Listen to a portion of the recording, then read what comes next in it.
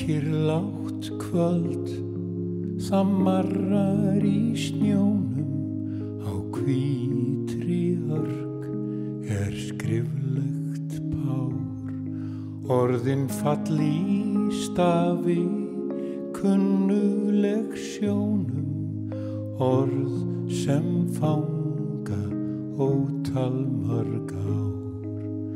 Þar var jú sitthvað undur og anda og öll okkar fegurstu hjartans mál og hvernig við bárum kviðboga þanda og þrána sem vakti í beggja sál, vakti í beggja sál.